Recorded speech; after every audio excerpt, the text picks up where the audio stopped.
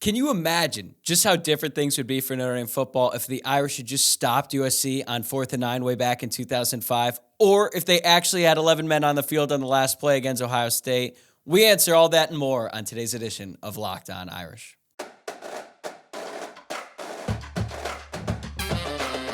You are Locked On Irish, your daily podcast on the Notre Dame Fighting Irish. Part of the Locked On Podcast Network, your team every day.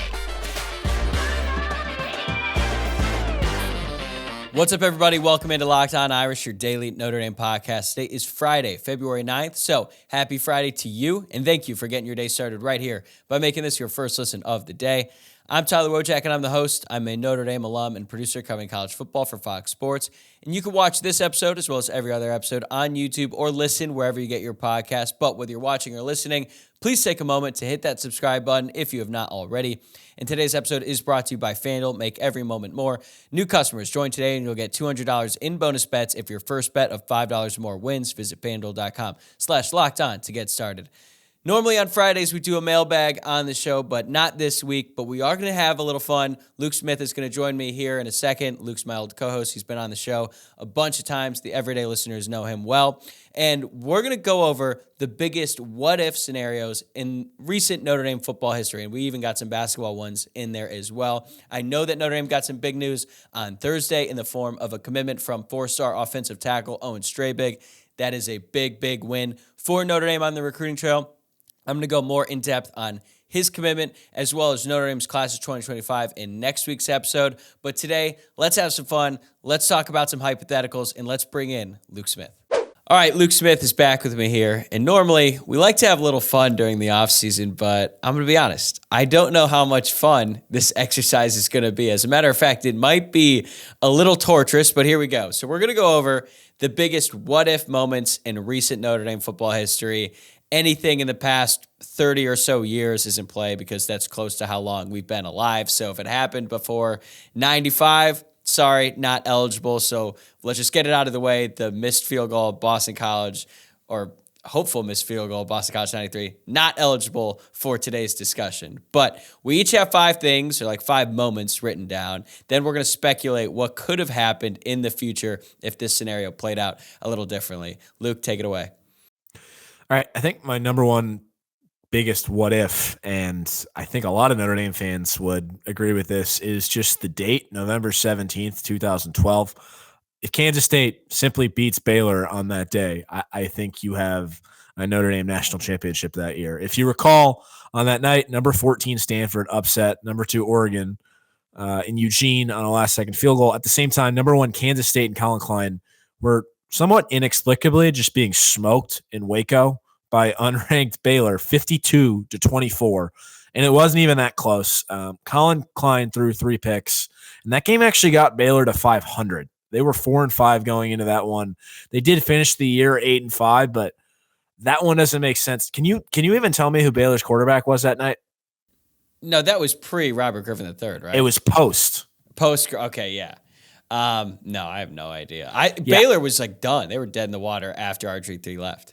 Yeah, it was a guy by the name of, where was this? I just had this pulled up, actually. I don't even know his name, obviously. This is bad radio here, but his name is Nick Florence, who I watched this game in full, and I don't remember that at all. But that was the guy that night for Baylor.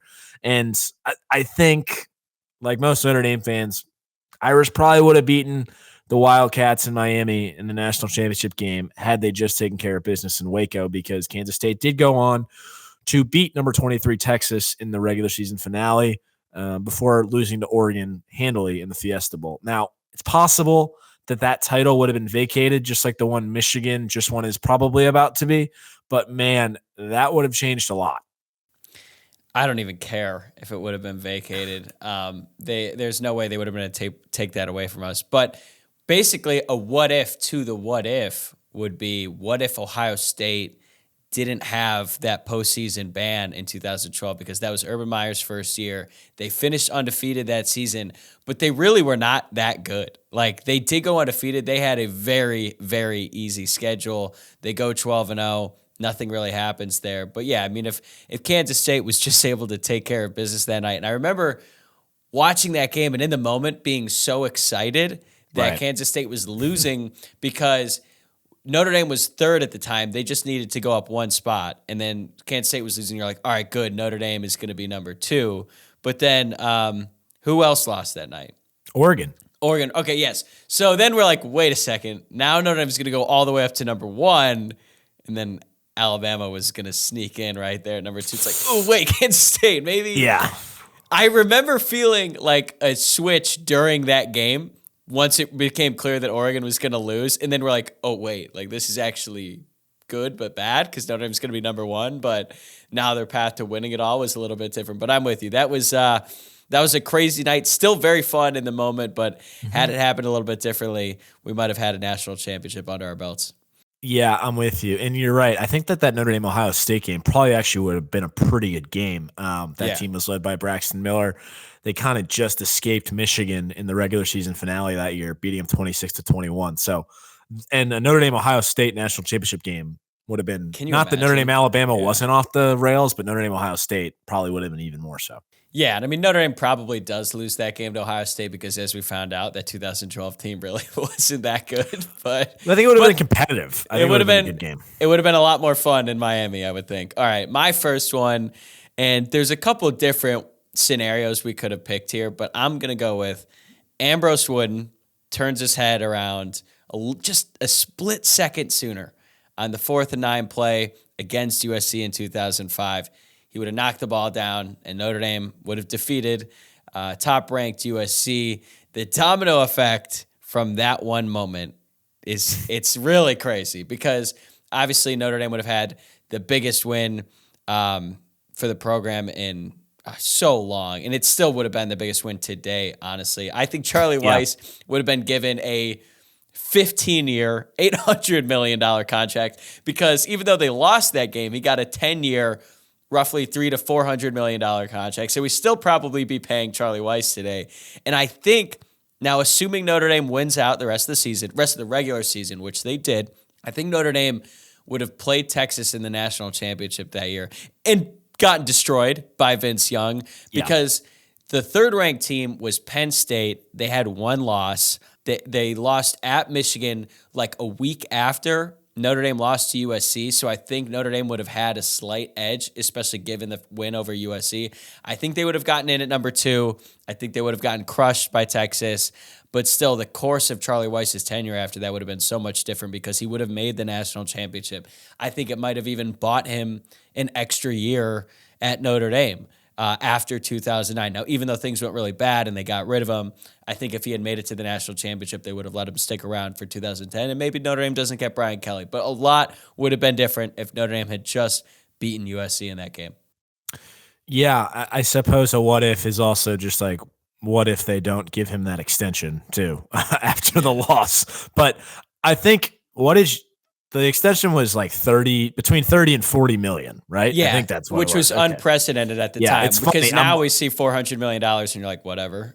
Well, 30 and because I'm looking at it because it says when I got this job, one of my primary goals was to be able to see this job through to the time my son graduated from the University of Notre Dame. So yeah, I think they paid him through my freshman year of college, 2015, which I guess even though like that felt like a massive extension at the time, like somewhere in between 30 and 40 million, it goes to show you how much more money is in the sport today. It's pretty ridiculous. I know. And they gave him that extension just a couple weeks after the loss. And that was the best win of his entire tenure, was a close loss to USC. Maybe a crazy part about that is that it wasn't his first loss. They had lost to Michigan State already that year. At home. Yeah. They planted the flag on the 35-yard Yeah. line because they tried to do it on the 50, but Notre Dame at the time didn't have the ND at the 50-yard line. So, yeah, I still think Notre Dame would have gotten in the national championship despite that loss to Michigan State, just riding that high from the win over USC. And then if you really wanted to branch it out, like how different is Reggie Bush's career? Does he still win the Heisman? Do we have that whole story? Yeah. We don't get the USC-Texas game in the Rose Bowl that year. But, yeah, I mean, a lot could have changed. I could have said, too, like if Notre Dame just stopped Matt Leinart, but they also had a timeout, I believe, so they probably could have ran another play. But I just think that 4th and 9 play, if you rewatch it, which I did today, which was absolutely terrible, it still hurts all these years later. Like, he was all over Dwayne Jarrett. He played such good coverage. He just turns his head just like a hair too late. And he had his arm in there too. If he just turned, he would have knocked it down. He didn't. Yeah. Dwayne Jarrett separates. They get free. And the rest is history. Okay. Should we move on to my next one here? Mine is Jaren Grant hits the last second shot against Kentucky in Cleveland in 2015, or just simply the last 2 minutes of that game play out differently. If you remember, Notre Dame was up 6 in that game after a Zach August 3-point play with 5 minutes to go. Kentucky storms back, and then Grant hit a 3 that put Notre Dame ahead 66-64. Kentucky ties it up. Grant gets a shot blocked by Willie Cauley-Stein. Kentucky goes to the free throw line at the other end, hits 2 free throws, and then Grant's double clutch 3 in the corner does not fall. I was actually in that, I guess, behind the basket area, you would call it, and I would still say that game is probably the best sporting event I've ever gone to. There was just something in what was then called the Quicken Loans Arena that was very special that night, but Notre Dame was the better team that night, and though a tough Wisconsin team would have been up next in the Final Four, I firmly believe that Notre Dame would have beaten Wisconsin and then beaten a Duke team they'd already beaten twice that year and won the national championship. And unfortunately, Mike Brey stays on the list of best coaches to probably never make a Final Four because of this. And can you imagine what a basketball national championship would have done for that program, or even just a Final Four, or for Mike Brey's career? I realized that the next 2 years they went to the Elite Eight again. The following year, they're without Bonzie Colson turning his ankle, winning the ACC tournament again against Duke. But this really felt like it had the potential for a moment that Notre Dame just couldn't cash in on. And to my, I don't know what the word I'm looking for is, to my belief, this 2015 Notre Dame basketball team is the best men's team in any sport that Notre Dame has had in my lifetime. Yeah, so think about how sad that is. The best men's basketball team of our lifetime played their best game of the season and lost. I'm looking at the box score right now. Zach August played so well in that game offensively. He had 20 points going up against Karl Anthony Towns. The only problem is Karl Anthony Towns had 25, and he was unstoppable in that game. Like, that Kentucky team was so good. That was the 38-1 team, and they did not really play their A game, but they just had veteran guards, the Harrison twins. Like, they answered. Jaren Grant hit that huge 3 from way out at the end of the shot clock, and then Aaron Harrison just came right down the court and hit it right back. And you could almost make the case that if Jaren Grant had not hit that deep 3, then he would have adjusted the rest of the way, because he really started to just like dribble the air out of the ball and then chuck up 3s late in the shot clock in the last 2 minutes. And it was not good. It was not what Notre Dame was good at. But I'm not really going to fault him, because he's a big reason why Notre Dame was even in that game in the first place. But they still played a really good game. But yeah, ultimately Notre Dame fell short, and a lot would have been different. I do remember Connaughton's dunk over those twin towers in the middle. But yeah, that Kentucky team was too good for its own good. I mean, Devin Booker played like half the game, and he should have played a lot more over those Harrison brothers. Booker played 20 minutes that game, 2 of 3. Yeah, he was so good. Game. Yeah. We'll be right back with Luke with more on the biggest what-if moments in recent Notre Dame football history. But I wanted to wish you a happy Super Bowl week to all who celebrate from FanDuel, America's #1 sportsbook. If you're like me, Super Bowl Sunday is all about scoring the best seat on the couch, grabbing your favorite football snacks, and placing some super bets. What I love most about the Super Bowl is everyone in the world stops what they're doing to watch a football game. Like, how great is that? And FanDuel has so many ways for you to end the season with a W or 2 or 3, because not only can you bet on who will win Super Bowl 58, but FanDuel also has bets for which players will score a touchdown, how many points will be scored, and so much more. For my pick this week, you know I'm riding with the Chiefs. I'm taking Chiefs money line, but I also like a couple prop bets. I'm going to take Isaiah Pacheco over 67.5 rushing yards, and I like him to rush for over 30-plus yards in each half. That's about plus 200. You put all that together in a parlay, you could have a nice little Sunday once all these cash out. New customers, join today and you'll get $200 in bonus bets if your first bet or $5 or more wins. Just visit FanDuel.com/lockedon to sign up. That's FanDuel.com/lockedon. Make every moment more with FanDuel, an official sportsbook partner of the NFL. All right, moving on. We're going to get back to football. This one is tough. So my what if is, what if the refs don't call offensive PI on 4th and goal against Florida State in 2014? Notre Dame wins that game in a last-second touchdown by Corey Robinson. And it would have been an all-time win for Notre Dame, knocking off Florida State while they were number one. They were riding like a 25-plus game win streak going into that game. Now, we later found out that Florida State team wasn't that good, even though they had Jameis Winston coming off the Heisman year and they had Jalen Ramsey. They ended up getting destroyed by Oregon in the first round of the first college football playoff. But as it pertains to Notre Dame, obviously the wheels fell off at the end of the 2014 season. So that's why this is kind of hard to predict. But I will say I think Notre Dame ends the season a little bit better, but I don't think that like they would have ultimately like won every game in November riding the high of this win. But injuries are the real reason that season tanked. It all started the week after the Florida State game against Navy. Notre Dame squeaked by. They also lost Joe Schmidt to a season-ending ankle injury, and for as much as fans maybe didn't like Joe Schmidt, we really realized how valuable he was by his absence because Notre Dame's defense did not know where to go or what to do on the field, but he wasn't the only one. This is from Tyler James. If you add into the academic suspensions that happened before the season with Kavari Russell, DeVaris Daniels, Ishaq Williams, and do you know who the fifth one was? I'm putting you on the spot. It's a name that I was like, whoa, haven't heard that in a while.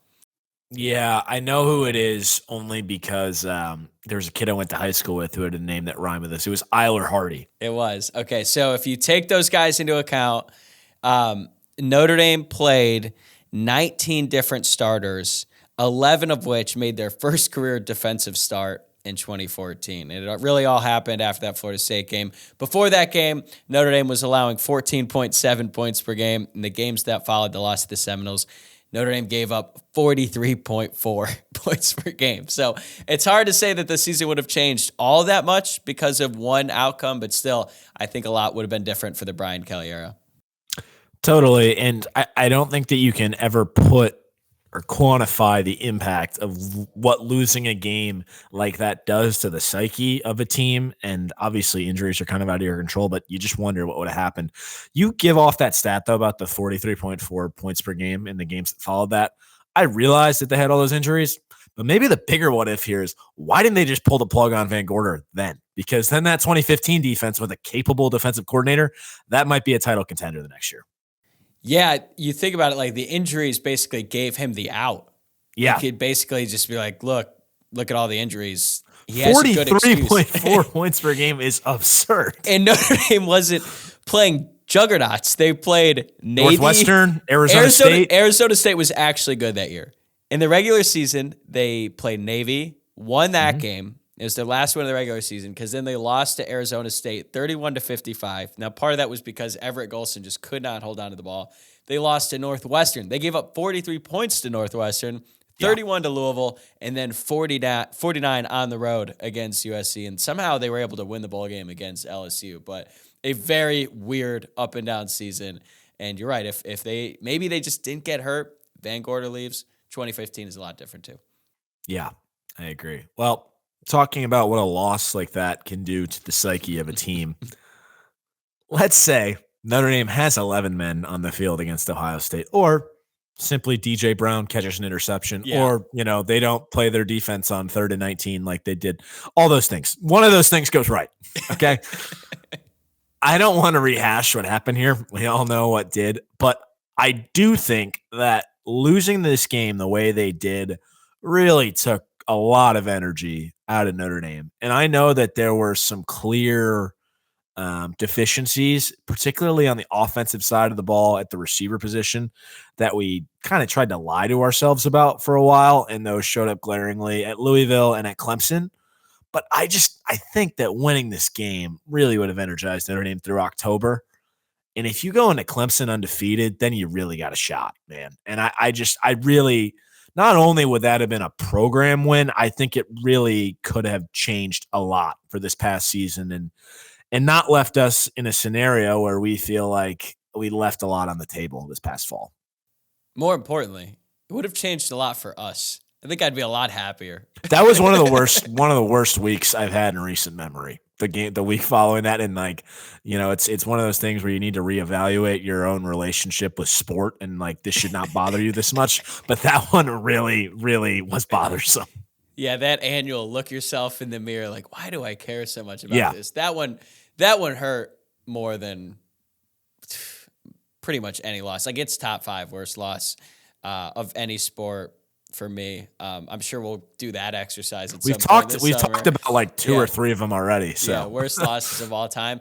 That one still stings, man. Every time I see a clip of it, I just have to like turn away. It's so painful. If I were to pick one particular moment, I would have gone with DJ Brown, just reeling it in, because in the stance from where I was, like I was right behind the end zone that Ohio State scored on.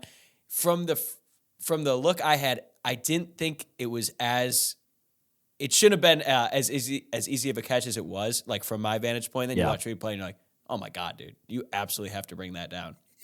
So, I feel like if they win that game, I think the Duke game, they probably win it a little bit easier because I think it was really hard to bounce back after that. And then I feel like if they had won that a little bit easier, then they would have beaten Louisville. But the team was clearly flawed. They probably would have tripped up at some point, and then they would have had a really bad loss. It's hard to tell against Clemson because it was such a flat performance from the beginning. I'd like to think that if Notre Dame had been undefeated or maybe even one loss going into that, they would have performed a lot better. But, yeah, it's really hard to quantify. But still, I think the impact of winning that game would have certainly changed the way we look at Marcus Freeman and the program going forward. Yeah, and even if the rest of the season did go the way it did, they would have beaten Ohio State. And we would not have heard that god-awful Ryan Day speech post-game about Lou Holtz. And honestly, maybe Ryan Day gets fired. I was literally just about to say. Maybe Ryan Day gets fired. Like, I think there's a chance of that. Oh, my God. Especially with the way that they lost. Yeah. Too, with the 4th and 1. Yeah. Oh, my God. The heat on Ryan Day would have been so intense. Yeah, screw it. Let's say Ryan Day loses his job and Ohio State, like, they don't have Caleb Downs in a much, much different place. That's crazy. All could have been different if DJ Brown had just hauled that in. Okay, speaking of Marcus Freeman, this one is finally, we've got one that's not super negative. What if Marcus Freeman took the defensive coordinator job at LSU back in 2021? Because by all accounts, he was very close to going to LSU. Most people thought it was done. People on the LSU side were telling other alums, hey, Marcus Freeman is coming here. It's a done deal. Then, it depends on who you hear this from, but apparently Marcus Freeman was talked out of going to LSU. Some people say that Dave Aranda, the former LSU defensive coordinator, now head coach at Baylor, he might have had a role in that. Just not like you shouldn't go there, just told him about his experience. And ultimately, Marcus Freeman decides to go to Notre Dame, defensive coordinator for 1 year. Now he's the head coach. Now, if he had taken that job at LSU, I think LSU would still have collapsed mightily like they did. I don't know if I would go as far to say that he definitely would be without a job at LSU after that season, because if they had hired Brian Kelly just like they did anyway, maybe Brian Kelly retains Marcus Freeman on the staff, and LSU's probably a lot different with Marcus Freeman at DC instead of Matt House. But the real question that I pose to you is, who would Notre Dame have hired to be a defensive coordinator? And then ultimately, who would they have hired to be head coach after Brian Kelly left? Yeah, I'm trying to figure out, I don't even really remember who were the other candidates that were talked about besides Mike Elston. Yeah, Elston was considered a good candidate to promote. But they really did kind of go all in on Freeman. Like, he was a top candidate, but I don't really remember hearing a bunch of other names either. I'm trying to find some old articles, and there's been too many changes in profession to find articles from 2021. But yeah, it's a great question. And I don't know if Kelly does still go to LSU and Freeman had not been on staff. Who are you looking at as the head coach? It might be somebody, dare I say, it's Matt Campbell. I hope not. Or is it Pat Fitzgerald? I don't know. I think they would have been a little bit more willing to wait for Luke Fickell, which would have been dangerous, because the big reason why they moved so quickly was because they had this great recruiting class due in large part to Marcus Freeman, and the team really wanted him. I think that if they didn't have a clear in-house candidate, they would have been more willing to take the blows in the short term, lose some guys, but then maybe hire Luke Fickell, which, on one hand, you could say, oh, well, that would have turned out better because he's the more experienced head coach, but he is not having as much immediate success as Wisconsin as I thought personally, and a lot of people have thought as well. So this one is really tricky, but I think that certainly a lot would be different throughout college football if Marcus Freeman just took the job at the Tigers. Yeah, it would have. I mean, the domino effects that year, the guy that really kind of started all the head coaching domino effects is probably never going to coach major college football again because he decided he didn't know how to talk to a victim of sexual assault who then talks to teams about that. So those domino effects, there's something else. Yeah, Mel Tucker reset the coaching market and lost all of that money. That's pretty elite. Yeah. Pretty elite. All right, what do we got next? Okay. Speaking of Brian Kelly, what if Notre Dame does fire him after 2016? A lot of people called for this after the 4-8 debacle. You and I weren't in that group, but I don't think it would have been surprising had it happened. Remember that after the loss to Stanford to drop the Irish 2-5, Kelly actually took exception to a Stanford strength coach saying bye-bye to him, insinuating that his days were numbered. Who do you think they would have hired, and how would they have done? I remember, like I said, I did not think they should fire Brian Kelly at the time, but a name that was interesting to me, had they decided to move on, was John Harbaugh, because he had just finished his 9th season in Baltimore, and it was his 2nd year in a row missing the playoffs. Of course, that NFL draft cycle, he would get Lamar Jackson, and his fortunes have been pretty different since then. But I don't know. I don't know who it would have been. It would have been very interesting to see, but just instead, Notre Dame stayed with Brian Kelly, went 54-9, and went to the playoff twice. I think it worked out okay, but who knows? I'm looking it up just quickly. Brian Kelly should be fired, and there's no candidates. And that was my whole argument at the time. I remember having this debate many times at FIVE and other South Bend bars because a good portion of our friend group certainly wanted Kelly to go. They wanted Kelly to go pretty much every year, but specifically that season. And my whole point was, who are they going to hire? Because at the time, there really were no quality candidates out there. I'm sure they would have found someone, but it ended up working out for Notre Dame. They ended up going, 54-9 over the next 5 years. So Notre Dame made the right call, but if they had fired him, I genuinely have no clue who they would have picked. Yeah, no, because like the Harbaugh thing was just people talking, and who knows if you actually would have had interest in that, but it would have been really interesting to see who they would have hired and what would have happened, because I'd wager to bet that whoever they replaced would not have equaled what Kelly did over the next 5 years. Yeah, I remember people saying they'll just hire Dabo. Like that was like the peak of Clemson. I think they had Deshaun Watson at the time too. So there was no way he was leaving. Yeah, I think people were still talking about Urban Meyer, and that is what gets me to my next what if.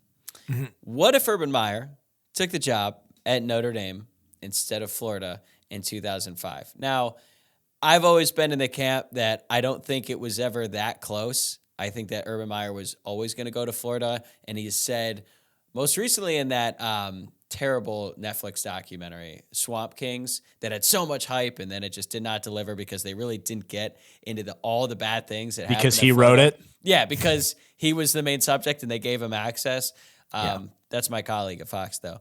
I don't think he was ever that close, but let's say hypothetically he did go to Notre Dame that year. I think, actually, there's no doubt in my mind that Notre Dame would have won at least one national championship under Urban Meyer, probably just one, because he probably would have been ran out of town because the type of players that he recruits probably wouldn't have lasted that long at Notre Dame. But I do think they would have won one. And you think about Urban Meyer's history with Notre Dame, it really is so odd if you look back. And I did that today. Obviously, he was the receivers coach at Notre Dame from 1996 to 2000. And maybe you could make the case that that was the worst time for him to be there because Notre Dame was not in a good place as an organization. There was a lot of dysfunction from within, and the Bob Davie transition, just none of it went well. So maybe that's part of the reason why he didn't want to go to Notre Dame, because he left with such a bad taste in his mouth because Notre Dame was on the decline. But he did say multiple times after that Notre Dame was his dream job. So I don't know. I don't know if he was just saying that to say it as like a I don't know, as a way to respect the university. I don't really know, but if Notre Dame would have hired him instead of Charlie Weiss, I think a lot would have been different. Notre Dame probably has a national championship, and Brian Kelly probably isn't ever the coach at Notre Dame. Yeah, I agree with everything you just said, and I guess we'll never know. Well, maybe we will down the road. Who knows? But no. But speaking of things that I do not think were ever that close, and also probably wouldn't have meshed to Notre Dame, there was an article written by Tom Noy of the South Bend Tribune back in 2018 when Notre Dame was recruiting Cole Anthony, who ended up going to North Carolina and now is with the Magic. But there was a passage that led off this article that completely caught my eye, and it was something I had never heard before. But it reads, back in 2007, Notre Dame hosted the nation's number 3 prospect on an unofficial visit weekend. Kid even played pickup that Saturday morning where he was on an entirely different level.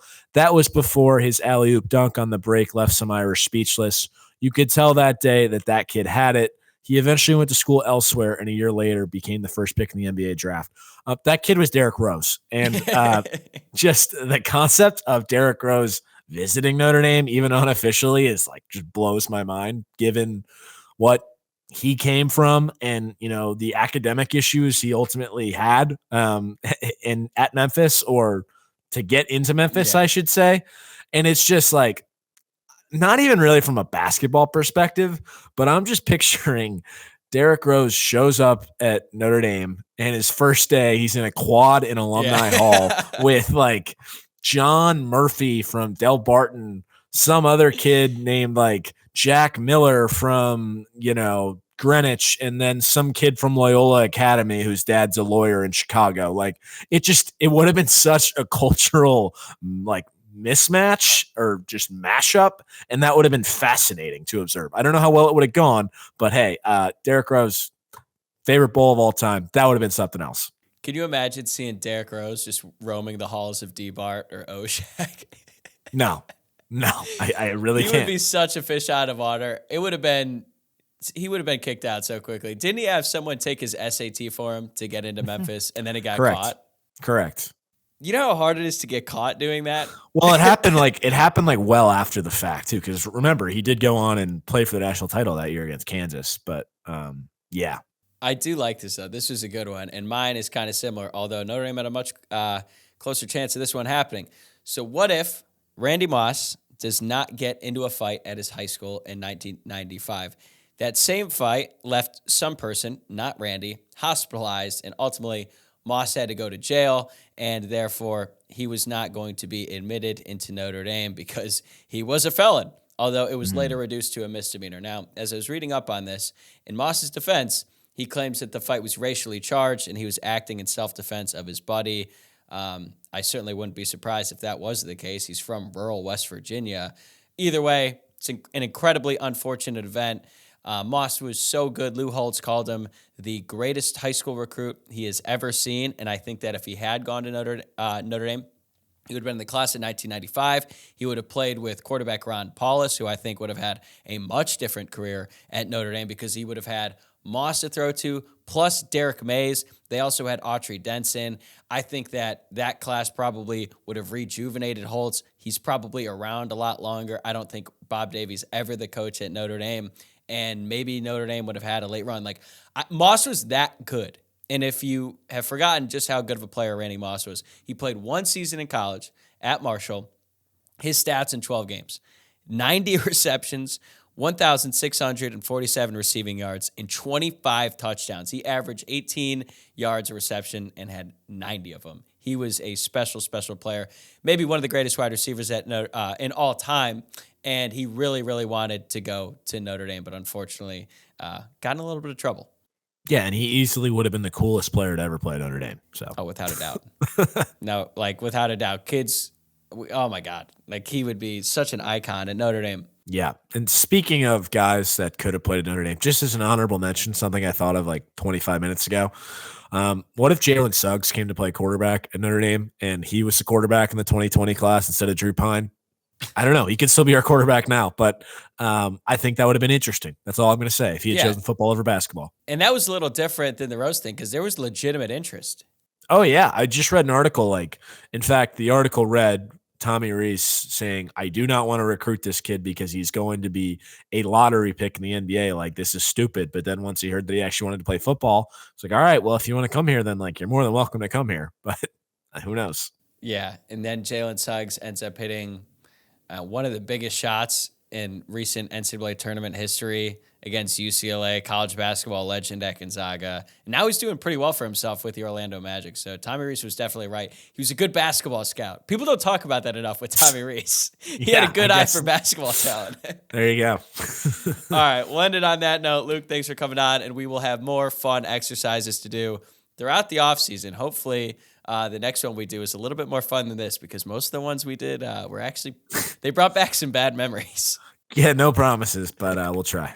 All right, that's going to do it for this episode, and that is another week of Locked On Irish in the books. Thanks again for making Locked On Irish your first listen of the day. I apologize again for only posting 2 episodes this week. I had to travel across the country and back in a short period of time with very little notice earlier this week, and unfortunately, I was not able to plan ahead. But next week, got a lot of really fun stuff in store. I'm going to be back on Tuesday after the Super Bowl with lots of exciting stuff. I'm also getting close to the 200 episode mark, and I'm trying to do something special for that as well. The best way to stay up to date with everything we're doing here on the podcast is to subscribe on YouTube or wherever you're listening to the podcast. You can also follow the show on X at Locked On Irish, on Instagram at Locked On Irish Pod, and my personal X account is at Tyler, WOJCIAK. Have a great weekend, enjoy the Super Bowl, and I will see you on Tuesday.